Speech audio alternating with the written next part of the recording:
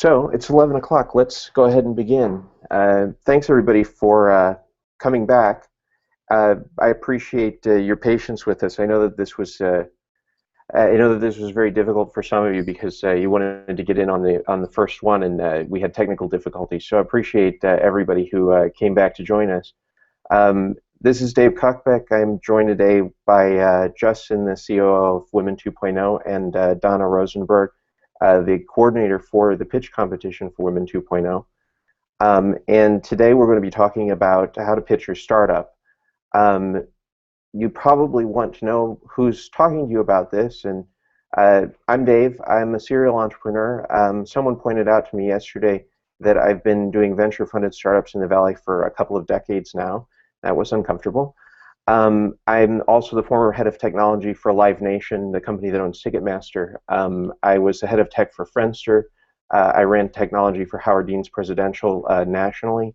I ran commerce for BlueMountain.com when it was the biggest site on the internet. And I work for Samsung now, and I can't talk about that very much, but suffice it to say that I still deal with this topic a great deal. I'm also the coach for Women 2.0's pitch competition, and have been and have coached about 80 companies in that program. So we've had over 80 very early stage companies from an idea stage to seed stage who have been finalists from a pool of over 1,000, and most of them were originally selected from napkin pitches. That is, they wrote down what it was they wanted to pitch on a napkin, photographed it, and sent it to us, and that was the original application process for being in pitch. And around half of everyone who's been on our stage has gotten funded, which is pretty good considering we were identifying them from napkins most of the time. And so much of this webinar is sourced from the experience of coaching those teams and what has worked for people and what has not. I also want to encourage everyone who's on here. At the end, we're going to be talking a little bit about application to pitch if you're interested, and so I encourage everyone to sort of stick around for that. I also have certain responsibilities in this conversation. I am not a lawyer, nor am I a certified financial advisor, and just normal things that I have to say. This is not a substitute for legal counsel. I do always recommend that if you're starting a startup, the first step in the process of raising money is to find a venture law firm with a venture law attorney who can help you find funding. That is always the first step. So if you have not found an attorney yet, then the rest of this, you're not actually at the step that the rest of this is about. Also, my About Me slide is actually the nicest slide in the whole deck, and this is ugly intentionally because I figured you wanted the information more than you wanted photographs. Later we're going to make the PDF of this available for you to download so you can actually refer back to it without having to listen to me again. I'm sure you're grateful. If you want layout of slides and you want to be the best in front of the room, I do have a number of books that I suggest, and again, you can download the PDF and get the reference for these. These are all quite good, though. This also isn't the webinar you were probably expecting. We're not going to do slides at all. I'm not going to go in depth about specifically what to say, because specifically what to say is going to be a reaction to however the meeting is going at the time. You have to be ready to actually dance with the audience you're in front of. And I'm only going to scratch the surface on how to specifically target a pitch to a particular audience.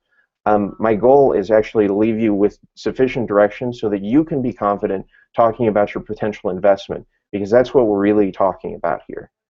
The title of this webinar is somewhat misleading. I don't know of good ways to fix that, but there's no single way to pitch an early stage startup. The perfect pitch is the one that raises money. And it raises money in the amount that you're seeking at terms that you find agreeable and motivating. And when I say agreeable and motivating, I mean that right now you would agree to them, and in the future you would not want to stop doing the business or change things around such that you or the investor is harmed. And that's very important, and that you get the money from investors with whom you can forge a working relationship, which is to say, they're not going to want to fire you later. They're not going to, like, the people who are going to be committed to you and your success and your organizational success and help you move that forward. And the other side of that is that even blind, I'm from Texas, and even a blind pig finds truffle now and then. pitching is a total numbers game. You have to get in front of a lot of people and get a lot of no's to get a yes. And even the worst pitches get a bite. And most of you probably watch the world of Silicon Valley, so you know that a lot of bad pitches get bites. And crafting good pitches isn't about being exactly right. For many people probably who are watching or listening to this, by now you've already become tired or frustrated with pitching because it takes about 2 attempts to become tired and frustrated at it.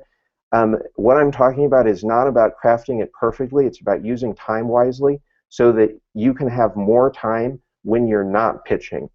Because pitching for most of us is about not having to pitch the in-between times between when we are, the part that we don't much like probably. Who am I actually speaking to in this talk? This is not a general talk for everyone trying to raise money. I appreciate that there are people out there who want to raise money to do a franchise ship or start a restaurant, and I don't actually know how to do that, and so I can't help you that much other than to say that it is possible. The target for this is founders seeking seed stage funding. If you're in the Series A crunch, then my hat is off to you and good luck. It is for predominantly tech startups, although I have helped a number of other companies that aren't tech startups get funded. It is for newish founders, which is to say if you've had experience fundraising, a lot of this is going to be a review. And it's for companies seeking early institutional money, not friends and family. I don't know what you have to tell your mother to get money from her, but whatever it is, that's what it is. But most of all, and this is from a considerable amount of experience, it's to coach people out of pitching something that is not right for the right kind of investors. For most people, you probably, if you're still seeking advice on the topic, you're seeking it because of that. So here are the topics we're going to cover. We're going to cover what a pitch actually is, when you should and should not be pitching, and at sort of a gut level, what goes into your pitch. And we're going to talk about how to evaluate it for suitability to your target audience. When I say suitability, I mean that different audiences are looking for different things, and you have to be prepared for that, and you have to already understand what they're looking for. And also, we're going to talk about things that founders overlook that break the pitch, and that'll be fun. What we're not going to cover is fairly considerable. We're not going to cover financial analysis, and we're not going to cover sourcing, even though sourcing is probably something that everybody wants, and we may do another talk on that. We're not going to talk terms and negotiation. You should buy a book on that, and I'll talk about it in a second. We're not going to talk about slides, and I say that like 3 times in this, and I think people are going to be surprised when we get to the no slides at the end. I do want to talk a second about knowing when to go ahead and go. You're never going to be done, so if you haven't started actually getting in front of people, you want to get someplace where you're about half confident and go in front of people you think you're going to be okay in front of, hopefully someone you know, because it's never going to be okay, and you're never going to be 100% great. So that's sort of where I'll leave that. You have to know all of these topics, and so if you don't have all of this together, you really should probably inquire into it. And again, if there's interest, we can do separate webinars on some of these topics. They're kind of long. So this is so elementary school, but I want to do it anyway. What is a pitch from your perspective? Most likely, in your world, a pitch is a way to present to potential and existing investors where you've been, where you're going, and where you are right now. And more critically, that you know how to run a business, that you're producing relevant performance. That's people popularly talk about traction. It's really just the performance that an investor is looking for. Whatever an investor is looking for that they say is performance that they'll invest against, that's what traction is. And that you can run the meeting gauntlet successfully. And a lot of entrepreneurs, like some investors say, no, that's not really real, and some of them say it is. And every entrepreneur I know says that a lot of this exercise is about successfully running the meeting gauntlet, like getting into meetings and being able to go through the process. So most likely this is a pretty close approximation of what you see a pitch as. By comparison, what does an investor see a pitch as? For them, a pitch is an offer from you to sell equities or other financial instruments like convertible debt, Y Combinator type safe instruments, to sell bank debt, and they are looking at it from a cluster of evaluations, the kinds of the instruments they like. Some investors like convertible debt. Some investors hate convertible debt. I had one investor who just loathes convertible debt. And so you don't want to be selling them convertible debt. Risk reward, which is a critical component of the consideration, the preference for a market, like are they in healthcare? No. Well, then if you're a healthcare startup, you probably shouldn't be pitching them. Existing portfolio contention. Do they already have something that competes with you in their portfolio? If yes, you really should have known that already. You have to make sure that you get into that. And again, we can talk about some resources to get to that later. And the expected demand on the public or M&A markets when it's likely the company is going to end and you're going to sell. That one's really important. We're going to get really in depth into that. And then finally, they're evaluating against ordinary emotional reactions and irrational behaviors that you would expect in anyone. Investors aren't like born investors. They don't fall out of the womb and they're suddenly like handing out money. You have to assume that you're in front of people and that people have foibles and that everybody's foibles are different and you're dealing with it. And so let's get into why you're pitching. Because there are good reasons and there are bad reasons, and I don't want this to be disempowering to you, but at the same time, I want it to be a little disempowering to you.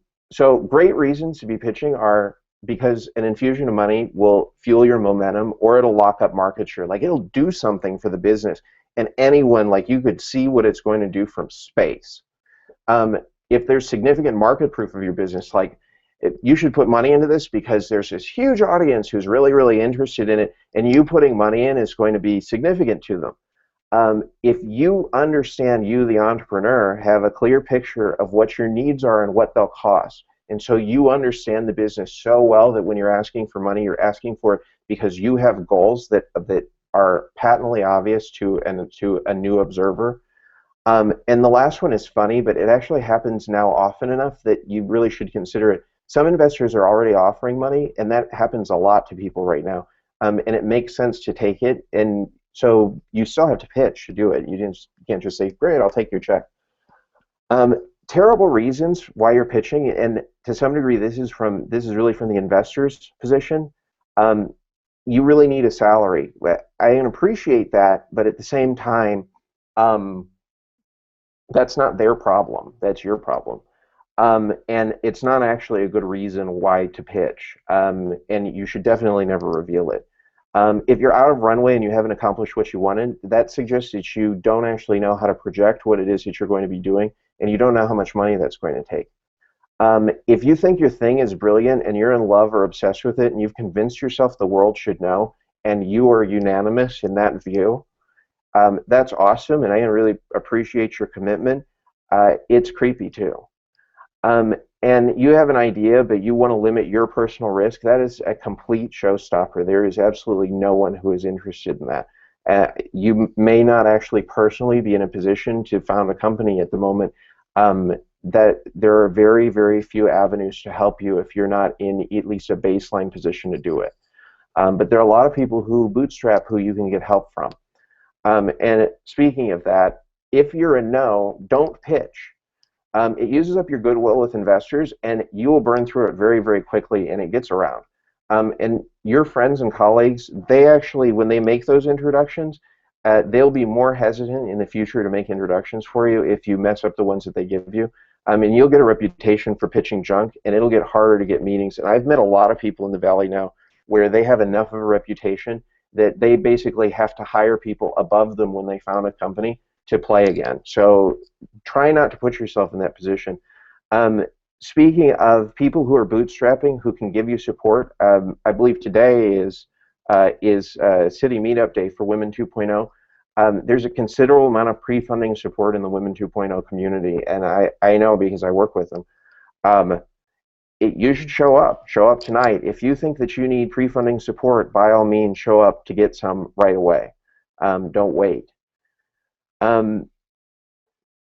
I feel like to be a responsible human being, I do have to say this. Under securities laws, the only people who can invest in ultra high-risk investments, such as early stage ventures, are funds and funds of funds like VCs and corporations that have an investment practice, which is to say not just any corporation.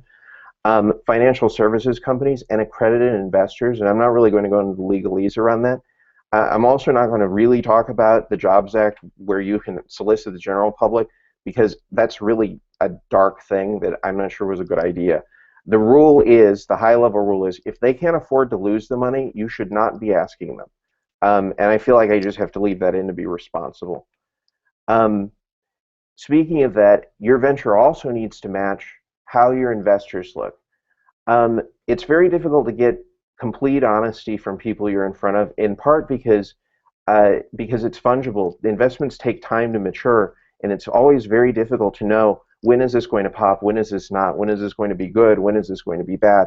And so VCs, usually big VCs, usually have to return above five, like they have to reasonably be able to expect that your deal can return above 5 times what they put in, on the day that they invest. Like that they think when you exit, at minimum, you're going to return 5x the money they give you, if you're early stage. And the reason for that is because that's usually written in their partnership agreement, and that's usually not negotiable. So if you can't figure out whether you're above 5x, you're not VC, you're not VC investable, and you should not get in front of them except to get help, because they're actually quite helpful.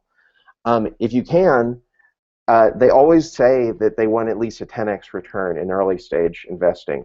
The reality is they really want a 20x return, and so the way you really get in front of them and make them turn their head is if you can believably return 20 times the money they hand you in the first round. Angels usually say 10x, and the reason for that is because they assume that a VC is going to follow on. They're really afraid that they're going to get crammed out of the deal and that they're essentially going to lose their investment, not because you fail, but because they fail to hold on to a meaningful piece of the company. And so you have to think about, like, how much money am I going to take? Is it like I'm going to take $500,000, and then, like, in the next round I'm going to take $20 million? I've seen it happen. I've done it. And the angel is like, oh my God, like I'm now worth, like I got this big piece, but now in the next round you're going to take 55 million, and I'm going to have nothing again. You have to think about it. I think it's important, especially in a Women 2.0 conversation, because there are actually bank loans specifically targeted to women, that banks say they're easy, but you have to match their underwriting system perfectly to play, and it's harder than it's ever been, even though there's more money in the small business system than ever before. It's valuable to form a relationship with bankers to deal with that. Finally, I throw in micro VCs. It's not a well understood space in the market right now because it's a relatively new concept, like very few funds have returned. But they actually have lower thresholds. They can return a 2.5x return, and they kind of assume you're going to get acquired. So those can be a real opportunity if you're early stage, and they also have enough money that there's less fear that they're going to get crammed down in the future. This is really important, and we're going to come back to this. That's why I lingered on it. For more information on this, and again, you can pull it off the PDF, the most important one is probably the last one, The Anatomy of Seed. That's going to tell you what the experience of successfully pitching for $1 million looks like if you haven't already done it.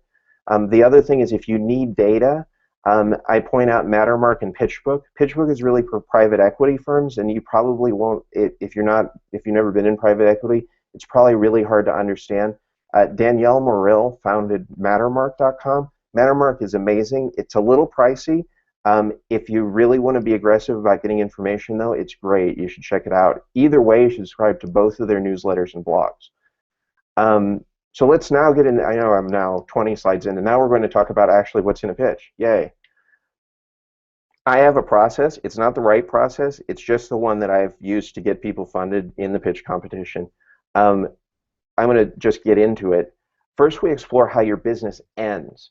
And when I talked about what different organizations who provide money want in order to, like, what outcome they want in order to succeed, this is what I mean. To find your first money, you should really consider what your last money is going to look like. Your investors do not want to be your investors forever. They want to be your friend, but they don't want to be your investor forever. They want to get out one day for an outsized profit. Like, if they could do better investing in an S&P index fund, they would. So they're looking at your expected exit type. Are you going to be acquired? Are you going to IPO? Or are you going to acqui-hire, which is typically like a failure state? What could they expect to get back on that?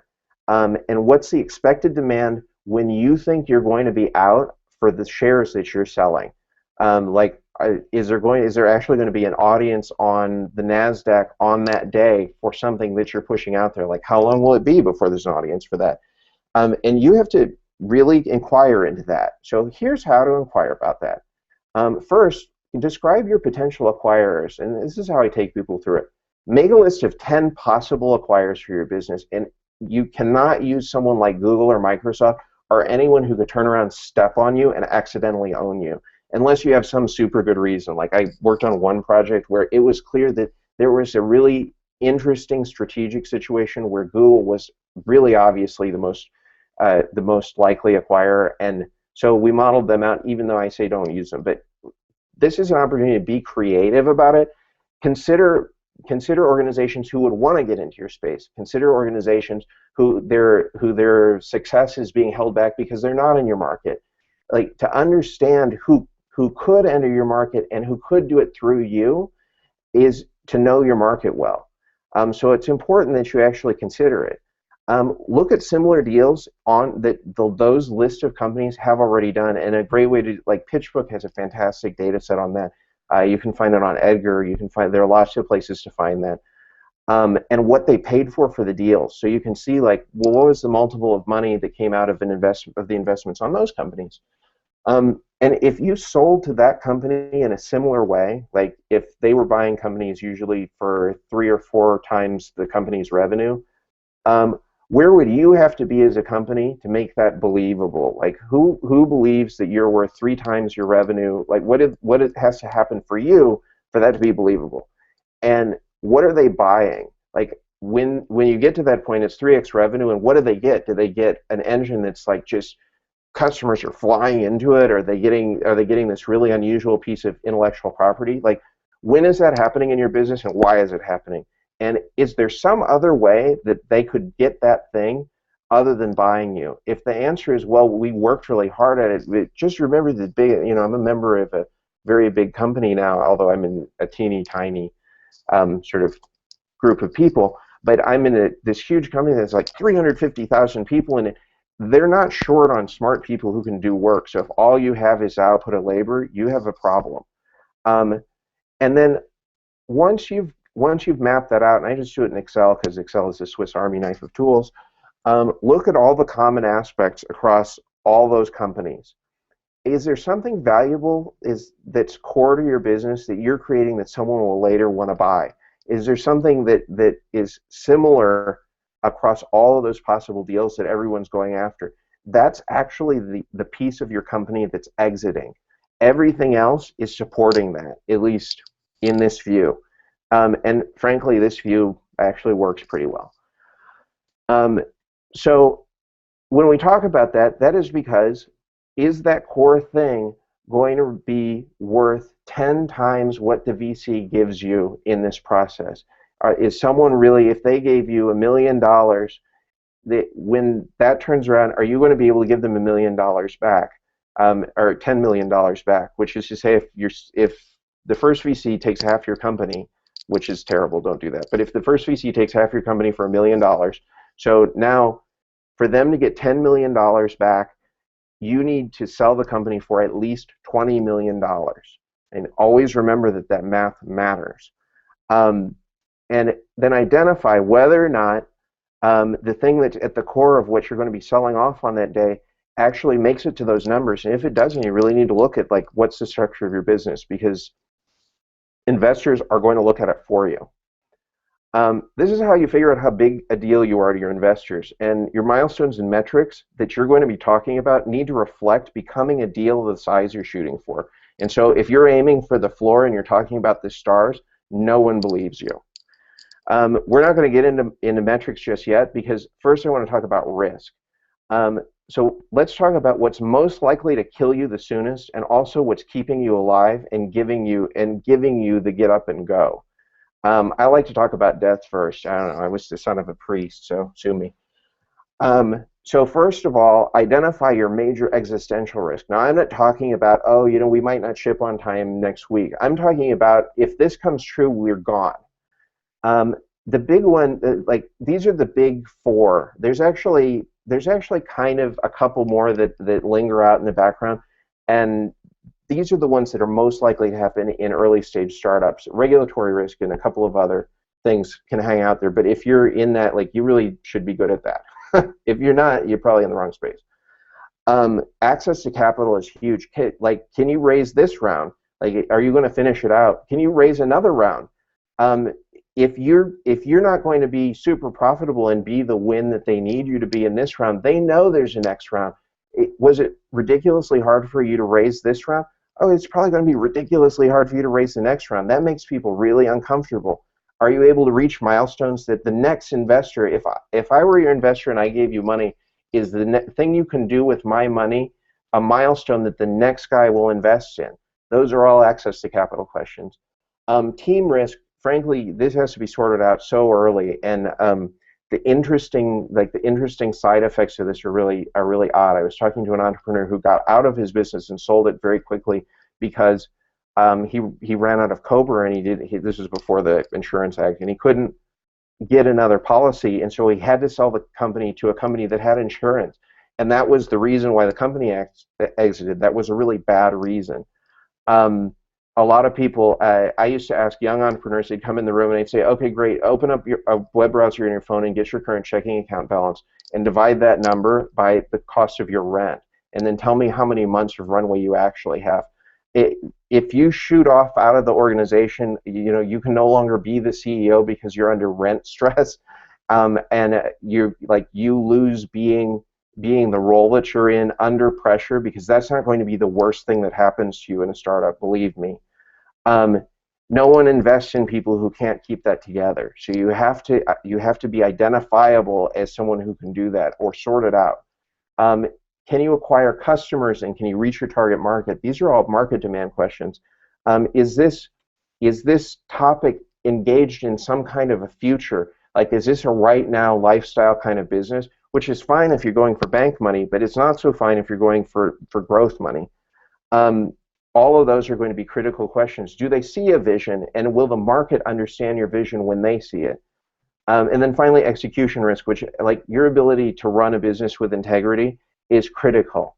Can you run it with integrity? Can you do what you're going to say when you say you're going to do it? Can you produce results where the value of $1 is, like, you can make $1 into $10 worth of work? So identify what your big risks are. The two most common risks are that people can't identify that you would be able to raise the next round, and so they're not interested because you're going to die with their money in your hands, and that market demand, that they don't really believe your customer acquisition story. And we're going to get into it in a second. We'll get into why they don't believe it. Whatever your biggest risk is, that's what your pitch is proving that you can get control of. And so you need to talk about, they know that you don't have control of it yet. Otherwise, it wouldn't be a big risk.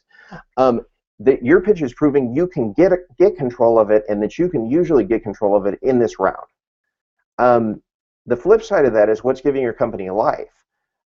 So your team, like, you have great subject matter experts, or you have financial wizards who can raise money left and right, or they know how to manipulate money to make magic happen. It's awesome. It's not me. There are people out there who are, like, you are visibly causing something big. Like, you have a sales organization and you've oversold, like, you can't possibly deliver what you sold because you have so many sales. That's awesome. You really do need money. If you have a specific asset, an intellectual property, or a valuable customer base, or you have a mortal lock on a growing revenue stream and you just know nobody can get into it, that's great. This is really a type of asset. Relationships, like, you have customers that are ungettable. You have an exclusive partnership with someone, and I do mean exclusive. If you just have a partnership, nobody cares. It's easy to get dates. It's hard to get married. Or you have really great performance. So you have a product that's already just destroying the market. It's awesome. You have traction in a form that the people you're talking to are into. Or your company has massively offloaded the risk of the investment. Like, you're already profitable. It's always a really good thing to invest in. Whatever is actually giving your company life, that's probably why they're investing in spite of your risks. And so if one doesn't override the other, you're probably not getting money. So what is awesome about you? It better be awesome if your risk is really, really awful. Particularly if it's really hard to, if you have not yet found a way to acquire customers, you'd better have something so amazing that anyone could tell at first glance the customers will be coming and you just haven't found it yet. It's impossible to talk to someone about that if it's just, if you don't have a way to get customers. It's impossible to talk to them if it's like, we'll find out and we're not sure, and you can't immediately say, oh gosh, but I know that there are 100 ways to do it. If you don't know that, you're nowhere. Finally, now let's get to milestones and metrics. And again, this topic is really, really long, and we're not going to hit all of it. There are really great sources for this. Dave McClure has this sort of like metrics for startup pirates. He's kind of offensive, but he's like a huge supporter of a lot of really great things. And we don't always agree, but we agree on like how to get companies started. And so I would definitely check out some of his stuff, and I have some other stuff in here. But this is a relationship of your biggest risk and your best asset and this funding round. So before this investment, you walk in the door with the most awesome thing you have and the most dangerous thing you have.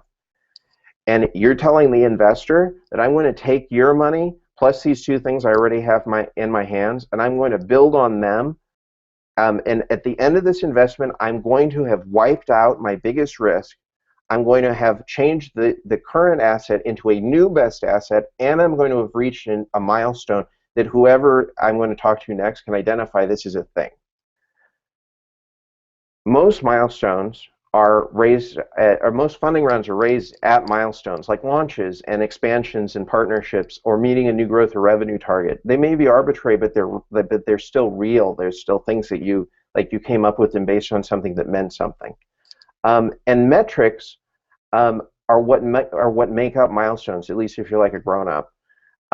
Milestones are a confluence of metrics that are all pointing up and to the right that tie your business model to your total addressable market, your segmented market, your user base, your COGS, your cost of service, your ability to acquire the customer, the time it takes to actually do something. I should probably not gloss over that. One of your biggest metrics is probably the time it takes to acquire a customer, the time it takes for you to ship a new release, the time it takes from the time you find out a customer wants something to the time you actually deliver it. Time metrics are critically important because you die of being wrong about time. You should summarize yourself, and like in the pitch competition, I give this to all the competitors, and I make many of them do it because I can't coach them without it. Get all your stuff in one place. Like, how much is your average revenue per user? How much do you think the lifetime value of the customer is, and what direction do you think it's going? Start summarizing this so that you understand where you're going, because later you're going to need it in the material. And also develop an in-depth understanding of where your business applies force. Where do you put money and labor in to make things happen? This is out of Steve Blank's most recent book, The Startup Owner's Manual. It's not like my favorite book in the whole world, but I thought this was a really great, it's complex, but a really great thing. You're going to reduce this to, if they put money in here, your cost to acquire a customer, your cost of goods and services sold, the cost to retain, and all your other costs, you have to show how it comes back out as ongoing revenue, ongoing like one-off sales and setups, and ultimately also that the company itself is more valuable. It's not just that you take in money and you add 5% of it, 5% to it. It's that you take in money, you add 5%, and also your company goes up in value by X%. Also, if you haven't seen the Lean Canvas or the business model canvas, you really should get into it. I think I quite like them. You need to construct an explanation of your business model, and again, you're going to end up with something reductive. You're going to reduce it to, for people with a particular problem, we solve it by reaching them, acquisition, and selling them, which makes things better for us, growing us so that for people with a problem, we can solve it again. And that's you're going to have to be able to communicate your model. I intentionally put only 6 major bullets on this slide because you need to be able to get it down to 6 to 8 bullets. For people with a problem, we solve it by reaching them, selling them. It makes things better for us, growing us so that we can do some more of it. If you can't say that in 8 bullets, it's not that your business is so complex that you can't say it. It's that you haven't gotten to 8 bullets yet, and you certainly haven't gotten to 6. I have never been in a situation where it was okay to be more than that, ever. Um, and how does that go together? Well, when soliciting for investment, you're basically having a conversation that sounds like this.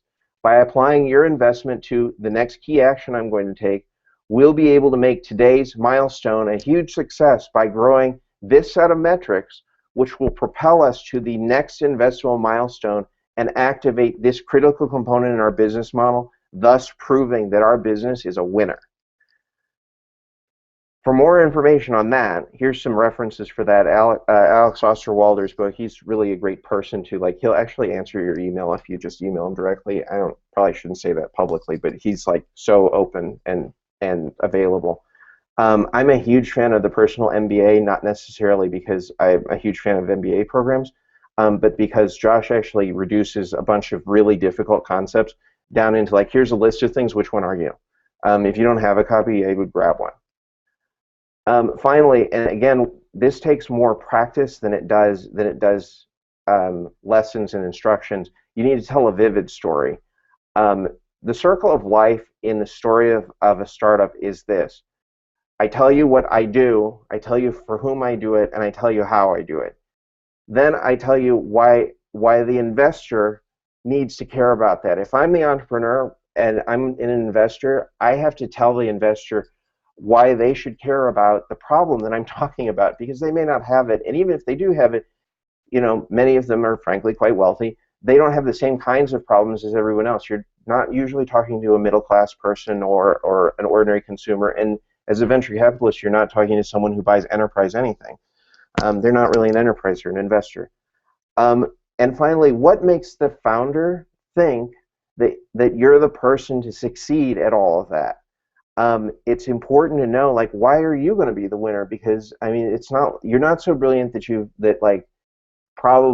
found something so narrow that no one else has ever seen it. As a rule, if it's a market that's large enough to care about as an investment, there are at least 10,000 people looking at it, and at minimum 2 people thought the same thing when seeing the same information. So if you believe that you're alone in the world, having seen something in a large enough market that there's an investable opportunity, you're wrong. And there's, like, it was so funny one time. I was hanging out with a friend of mine who was inbounding pitches for Apex, and he said it was hilarious. On Monday, I had a company come in and they talked to me about mobile video transcoding. And then on Tuesday, I had a company come in and talk to me about mobile video transcoding. And on Thursday, I had a company come in and talk to me about mobile video transcoding. And then Friday, I did this event, and this other guy stood up and did a practice pitch on mobile video transcoding. And he's like, those were the first pitches I've ever heard on that topic, and suddenly 4 people at exactly the same time decided they were ready to pitch. You have no idea what's out there right now, but I guarantee that if you're pitching something, someone is pitching the exact same thing right now. So you need to explain why you're going to beat those people.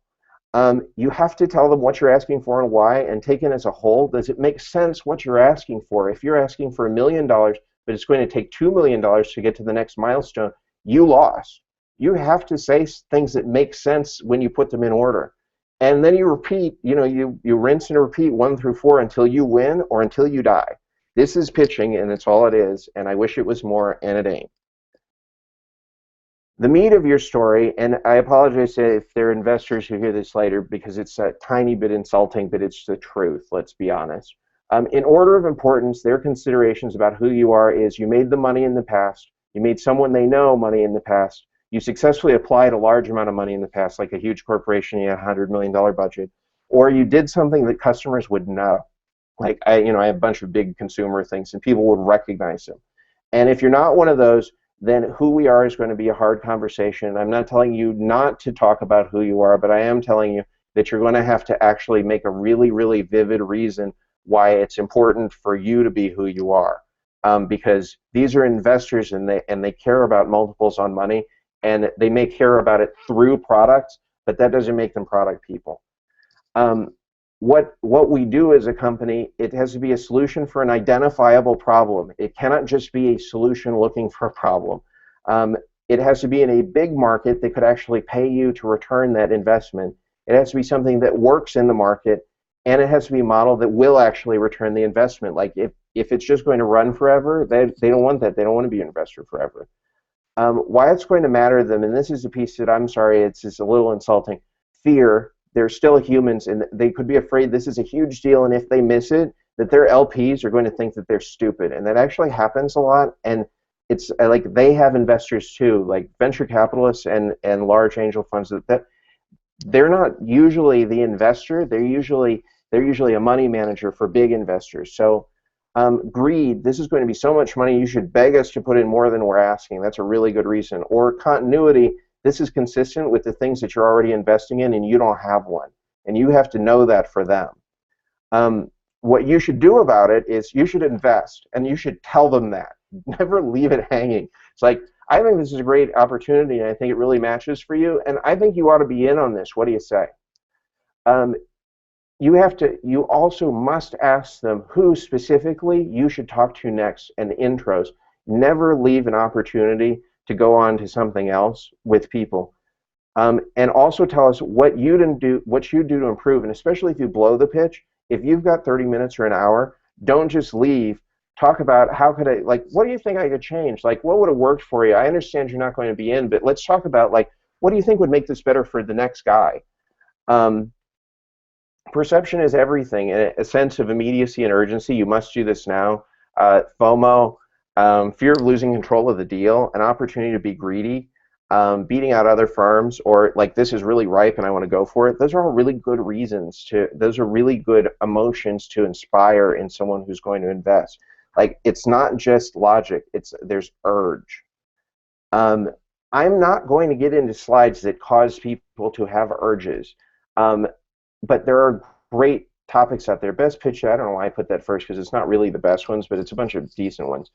I happen to be really fond of the LinkedIn pitch, not because it's good for early stage, but because it has all the complexity in it. It's actually their Series B pitch, and it has every kind of complexity that you could imagine. It's ridiculously long, and yet it was still highly appropriate to the audience. Just to get an idea of like what the level of complexity is there. So again, there's no slide, seriously, but there's a reason. Most entrepreneurs, and it's, you know, people who I want to be an entrepreneur, but I'm not really. I haven't got my pants on yet. They never do the underlying work required to get to the stage where they're even going to need slides. If you do the work first, you'll have all the material to put together great slides. If you actually do the work, the slides are going to fall right out of this. And if you already have a pitch and you're still asking, does my pitch work? You've definitely skipped steps. The slides aren't your pitch. They're a prompt that keeps your audience with you. The pitch itself is actually the things you're going to be talking about, and the things you're going to be talking about are specific to the human being sitting in front of you. And if you do want a deck, though, there are 3 guides that I really like. First of all, the first 2 on this list are actually both Dave McClure. One was done by a designer using his material, and one was done by Dave himself. And I think they're really great early stage training documents. And so if you want to know what should, like the specific, you should have this slide followed by this slide. This has that, a pretty one, and a Dave funny one. And then the second, and then the bottom one is actually by Sky Fernandez, who is actually a finalist 2 competitions ago. He's also in Venture, and they pitched on our stage and raised. And he has sort of this omnibus, like all of the best thinking around the internet about how to build the deck itself. And you should really look at that one. Okay, but I am going to actually talk about a little bit about slides. I lied. First of all, you have to have one that looks like this, and again, pull down the PDF. Not exactly like this, because this looks like a disaster, but you know, get some art. Put in something so that firms can qualify themselves. This may only be in the one that you email to people, but put in something so they can say, I never invest in something outside of the city that I work in. Oh, this is really too early stage for me. Oh, you know, you were founded a really long time ago. I don't really understand why you're there so long. Oh gosh, you have all this traction. You have this amazing person I already know. Oh, I really get this, and I've always wanted to. Like, if you can get them in one slide, you should get them in one slide. This is going to be, if you can put something together that's really compelling, this is like most of the conversation in one place. There are also a bunch of problems people run into. The biggest one, this is the worst thing that can happen in a pitch. The investor says, I can't really tell what you do. You are done when they say that. You can stop and say, I really think like we're probably like we're going to wander in the woods. But you have a lot of experience. Can you help me with this because I'm new to this? The investment community in early stage is incredibly generous with their knowledge and time, and they're really, really kind. I'm always shocked at how great they are with people when you get them like alone. The next one is you show the actual product in a way that it actually makes it real for people. Don't show slideware. Nobody really believes in slideware, or if they do, it's because you've already had a bunch of billion-dollar projects and like you can get away with it. And also clearly and concisely explain how you're going to make money. And when in doubt, go to Kaufman's book, and you can go to this URL, and it actually has just this section of the book already written out, and read it and pick one. For validation, you need to provide provable and non-anomalous metrics. If you went up 120% last month, and that was the first time you've been running, that is not a metric. That is like a point experience with absolutely no additional data points.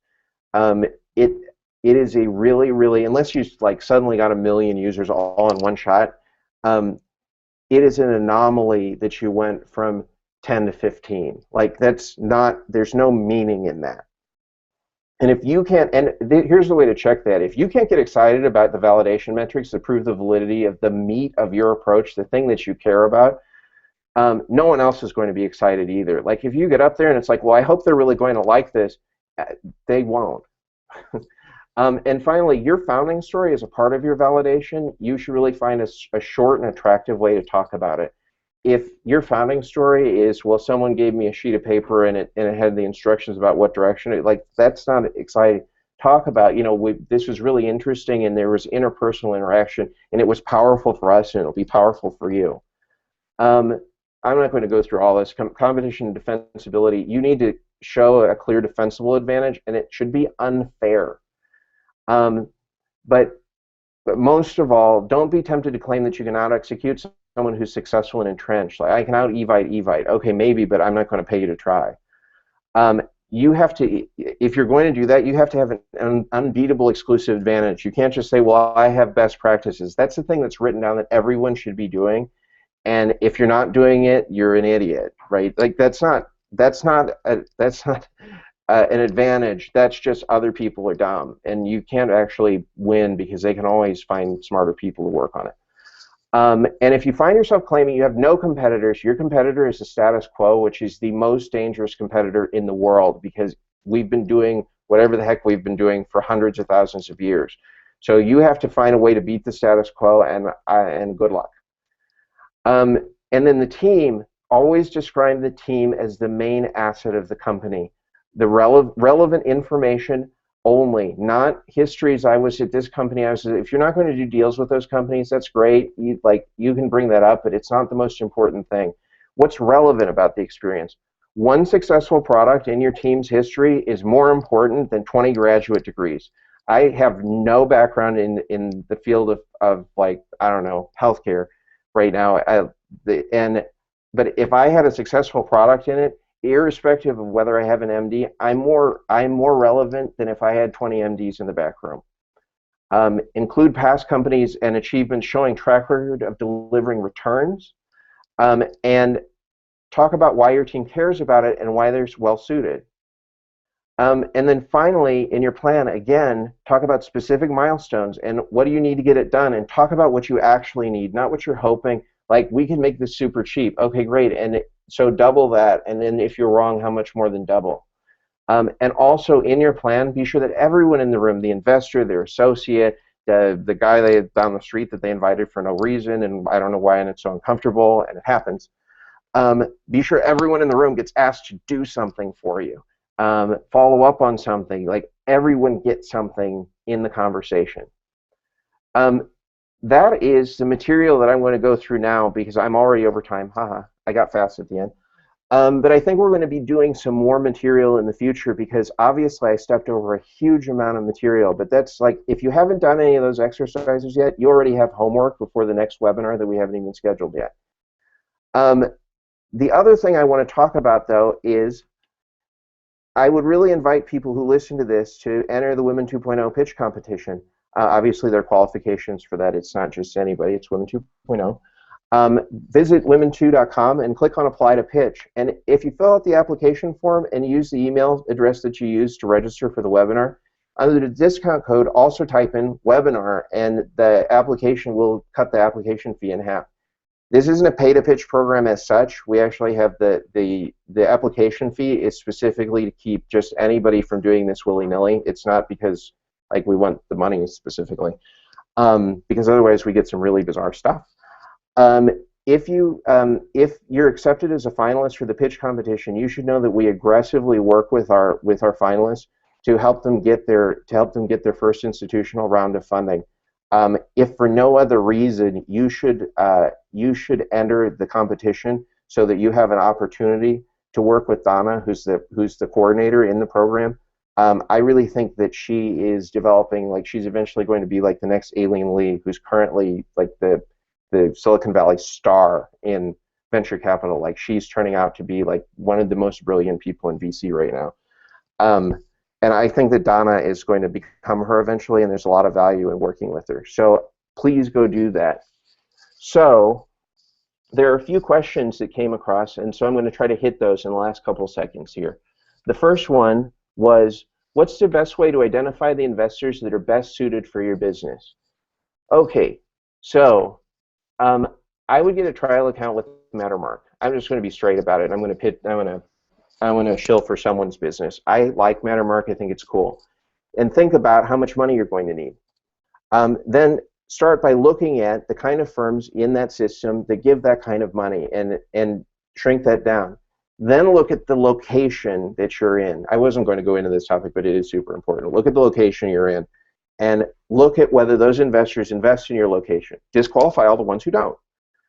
Now you've reduced it down to people who give the size of money you're looking for and the location you're in. Now look at whether those firms are in the field that you're in, whether they're interested in the field that you're in, whether they're, are they angel investors, because it has all that information. Are they angels who do this? Are they angels who don't?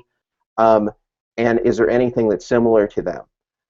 Start looking for similarities and then start looking for competitors. Do they have a competitor on the list that's something that you would be competing against in their own portfolio? You can't pitch those people, so you can cross them off. Then finally, take that short list and start by sorting it into people you think you know or you could get to know, people who you could get connected with, and people who you're not completely comfortable with. And then also make a second list of the same organization. Start with the people who you think would be the best ones to invest in you, even if you don't know them right now, down to the worst. Go find the worst one on your list, the one that's like, I don't really want this person, but I want to try. Go get a meeting with them, pitch them, and burn them. This is a time-honored tradition in Silicon Valley, at least. Like, you're going to do 3 pitches in front of people who you know, A, they're not going to put money in, and B, you didn't want their money anyway. Go ahead and do that, because because you need practice in front of people who are going to say no. You're going to need the experience of no, so better to go to people who you know you're going to get one from. And also you need an opportunity to be bad. And that's how you identify investors and get the ball rolling. That's probably going to be a topic of a later talk, to be honest. I did a 3-hour seminar on that topic a couple months ago, and that turned out to be really important. So if people want that, throw it in the comments or something. We'll look into it. The next question is, would you recommend scheduling meetings with top choice investors? Oh, I just said that at the end. Do it at the end. Well, don't always do it at the end. Do it when you think that you have enough momentum in your pitching that you think you could actually successfully get them. Don't put them at the end just because, well, I wanted to run through my whole list first. The list is important. The getting enough momentum underneath you that your pitch is working and people are interested is important. Once you got 3 or 4 investors or well-known angels or venture capital firms, whatever, interested in you, if they're not your top choices yet, but they're recognizable, you should go to your top choice at that point and start talking to them really actively, because now you're visible to them and it'll be interesting. You don't want to burn them at the beginning, and you don't want to leave them to the end. So it's like, well, you're my last call. It's kind of like going on a date. Like, Yeah, you're going to feel it out in your teenage years, but like before you become 40, perhaps you should actually like try to go after someone you're serious about. And then finally, oh, and then later, can help close, yeah. If you're early in your product and trying to raise seed funding on very little data, how are you supposed to justify the economics in your business model? That's a really interesting question. The answer is you're not. Um, so here there's a something that I tell people, which is um, on the day that you run out of money, on the day that your funding horizon has passed, every plan that you have after that day is fantasy, because the day after you run out of money, you're dead. Um, so, so if you're already out of money and you're trying to project economics for a future that's past your death date, while it's super fun to be good at Excel like that, like everybody knows that that doesn't mean very much. The question is, are you approaching this problem and doing experiments and actually trying things out in the market that will generate data that does justify the economics and does make your business meaningful and make your business model relevant? Can you identify what those things are, and can you instill a level of confidence that when you measure those, you're going to know something that's compelling and that's surprising, that's perhaps counterintuitive, something that's powerful? If you couple that with a product that's also counterintuitive, which is to say something that you couldn't just think of, just because, walking down the street and it popped in my head because I saw something, I'm going to do something just like it. Then like your statistics are going to be somewhat counterintuitive too. Oh, it's really amazing that so many people would do that thing that nobody thought they would do. I was in social networking, obviously. I was in board meetings where the most senior venture capitalists in the Valley were saying, who could possibly be interested in social networking? There couldn't be more than 50 million people in the whole world who would want to do this. And at that time, I already had more than 50 million registered subscribers on the site. Like, it was so the complexity is so high in businesses that are actually relevant. It's very, very hard to talk about, and you need to be prepared to go on very little data and know how to prove it to the people in front of you. And I guess we have one more, and we have just a second for it. Who do you think are the main hires VCs want to see on board when raising a seed round or Series A? They want to see, if you're a technology organization, they want to see enough stuff that that you could actually do technology. They need the people who are actually going to do the things that you're claiming you're going to do with their money. Like, and they usually need them before you get their money. And so it's like, as soon as I get your money, I'm going to hire blah blah blah. If your thing isn't believable enough to get that person, the truth is that probably it's not believable. Like, it's like, oh, we're going to hire a salesperson to do this. If a great salesperson doesn't really believe in your product at the point at which you can't pay them, nobody's really going to believe you're going to get one when you can pay them that's worth it. If they truly believe that the thing, it's a super good test that a lot of investors use, where you weren't able to get a whole pile of people on the theory of what you were doing, then probably I shouldn't believe it either, because those people are even closer to the action than I am, and they didn't believe it. That's usually the best way to figure out who. So if it's if it's a researcher, that's a weird choice. If it's a salesperson, it would be that you can prove out that a salesperson believes in this idea enough to go sell this, and they'd be willing to start now. Maybe they're not started full time, but they're started. If it's a technical person, if you're not the technical founder and you don't have a technical person and you're outsourcing that, it is very, very hard to convince anyone that you're going to make a technology product. And especially and even worse is especially if you have no software background. I've seen that so many times where it's like, I have an idea for a piece of software. Okay, well, I've been in software my entire life, and I've got a lot of ideas, and I wake up with them too, and I put them in the drawer. It's going to be real hard to convince someone. And also bear in mind that large firms also have experts that evaluate deals that will say the same thing. And I've been one of those, and I've said that about people, and it's really no fun. So like, you need to make your deal attractive enough to people. And people say, oh, I could never do it if I can't pay them. I had one business where I had like 15 people working for me basically unpaid because they believed in what the business was. It is totally possible, and they were really high quality people.